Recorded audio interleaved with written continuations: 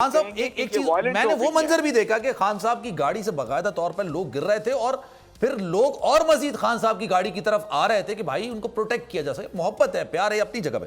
खान साहब ये कहते हैं कि जनाब उनकी जान को खतरा है। आज भी जब वो गुफ्तगू कर रहे थे तो कह रहे थे जान को खतरा है। अहाता अदालत के अंदर भी कुछ ऐसे मामलात हैं, आप ये समझते हैं? मैंने अपनी आंखों से देखा, क्योंकि खान साहब की गाड़ी के अंदर मैं मौजूद था।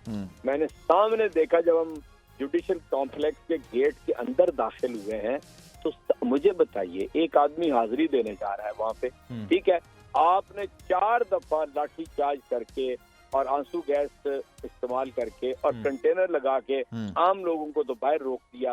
अंदर सैकड़ों पुलिस वाले और रेंजर्स वाले क्या कर रहे थे? और उसकी तीसरी चौथी मंजिल जो छत है उससे पथराव कौन कर रहा था? ऊपर बंदूकें लेके किस वजह से आप लोग खड़े थे? ये तो असल चलें, अच्छा चल आगे बढ़ते हैं सर। ये बताइए, ये बुध को आप जलसा कर रहे हैं मीनार पाकिस्तान पे, ये हो रहा है नहीं हो रहा? क्योंकि इस वक्त गुमगो की सूरत हाल है, पता ही नहीं होता 1 घंटे बाद क्या हो जाए। मैं आपको बताऊं, ये सिर्फ स्टेज लगाने की इजाजत देते ना, वो वहाँ पर आके लोगों को उस वक्त परेशान दे रहे हैं, इजाजत नहीं दे रहे आप लोगों ने तो जलसा इंशाल्लाह हो जाएगा। तय तो हो चुका हुआ है, लेकिन इनकी किसी बात पे मैं एतबार नहीं रहा अब तक।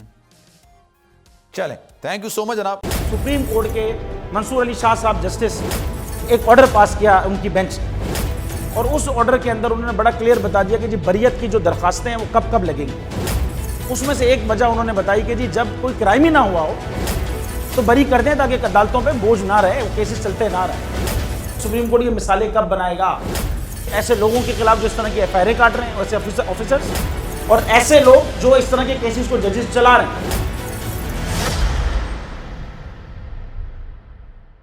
रहमत का महीना आ गया है, बख्शिश का सफीना आ गया, होगी मुलाकात उलमाए दीन से, जो देंगे इत्तेहादे बैनुल मसालिकीन का दर्स, जिक्र होगा अंबियाए कराम का। रमजान की स्पेशल ट्रांसमिशन रमजान में।